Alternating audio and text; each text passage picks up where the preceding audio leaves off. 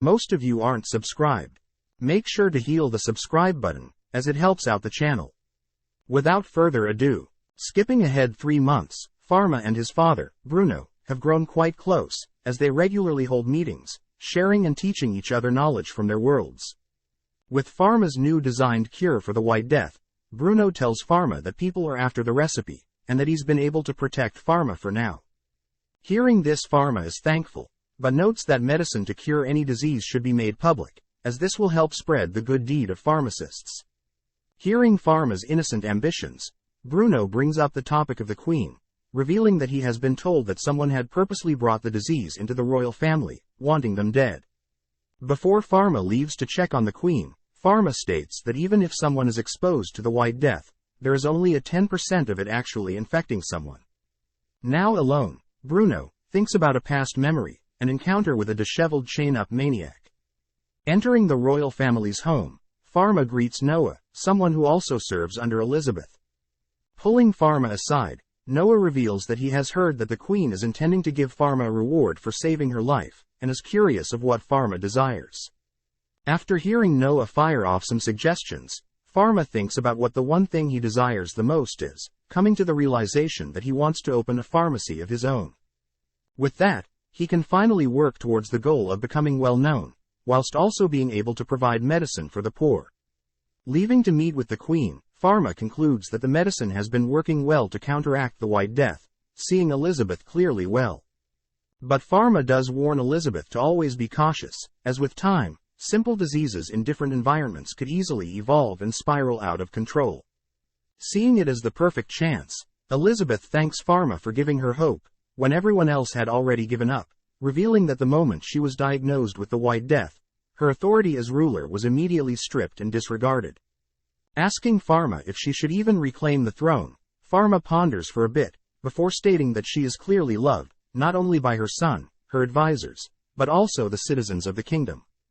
Hearing such mature advice, Elizabeth is clearly surprised, but before she can say anything, Pharma leaves, telling Elizabeth to not waste this second chance in life, just like how he is doing what he loves the most. Several months later, Bruno is seen congratulating the Queen's full recovery, along with her reinstatement of the throne. Elizabeth apologizes for the sudden summon, but wishes to give him and Pharma their rewards. With Bruno and Pharma dressed nice, they head into the throne room, shocked at the amount of people in attendance, along with Her Majesty's powerful aura. First, Bruno is thanked by the Queen for continuing to serve her and educate others on medicine, ultimately giving him authority over some land. Next, Pharma is called, surprising him, as he's being given a status promotion, from apprentice pharmacist to royal pharmacist. Still in shock, Pharma is also granted permission to open up a pharmacy in the town, which Pharma notes must have been the doing of Noah, as he himself hadn't told anyone of such a dream. With such a special event wrapping up, Pharma heads home, but is surprised to see that the Queen has already hired men that'll begin constructing Pharma's desired pharmacy. Apologizing for not being more prepared, Pharma is suddenly interrupted by Ellen, who was sent by Bruno, to come help assist Pharma with building his pharmacy. With so many people in front of him, Pharma starts thinking of a dream design, sketching it up on paper, and impressing everyone. Given such detailed sketches, the men get to work, showing Pharma their progress. Tasked with thinking of a name, Pharma comes up with several names, but accidentally gives the men the wrong name, leading his pharmacy to be called Parallel World Pharmacy.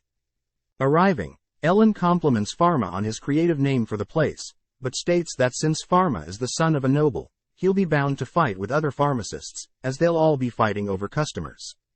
Right on cue, the head of the Pharmacist Guild appears, Verone. Complimenting Pharma's design, Verone attempts to mock Pharma's knowledge of medicine, but is surprised that a kid is quite knowledgeable. Asking Verone if he'll have to join his guild to operate his pharmacy, Verone states that his guild only accepts commoners, and that nobles like Pharma are welcomed, but will be treated differently. Hearing this, Pharma rejects the offer, which Verone accuses Pharma of attempting to profit from citizens by selling highly priced medicine, but Pharma fires back, stating that he'll be selling things at a cheaper price. Hearing this, Verone becomes furious, believing that Pharma is lying about his capabilities, but Ellen cuts him off, scolding him for getting angry at a child. As Ellen scares off Verone, Pharma and Ellen head into the pharmacy, making their rounds, and confirming that they have all the equipment needed to run the store. Realizing that they need an accountant, Pharma can't help but notice Lot jumping at the offer. After some consideration, Pharma gives in, noting that Lot's energetic nature will come in handy. Knowing that they still need someone in the finance department, Pharma decides to head back home, hoping to find someone, but is shocked to see everyone gathered around. Apparently, Cedric, one of the butlers in his home, is retiring, as Bruno has assessed Cedric's knees, and is ordering Cedric to not push himself further. Knowing that Cedric wants to continue to work, Pharma rushes to his father's office, asking if he could hire Cedric to work at his pharmacy. Since Cedric is no longer working under Bruno, his father states that Pharma can hire him as he pleases. Additionally, Bruno brings out a gift for Pharma.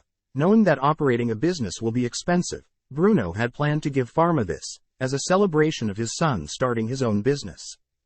Thanking his father, Pharma also realizes that his father may have intentionally fired Cedric, as a means to get Cedric to help Pharma on opening his pharmacy. With opening day arriving, Pharma stands alongside all his employees, whilst giving an opening speech. All whilst this is happening, several commoners and other pharmacists that belong to Verone's pharmacy watch the opening, scheming something. Thanks for watching. Subscribe, like and comment.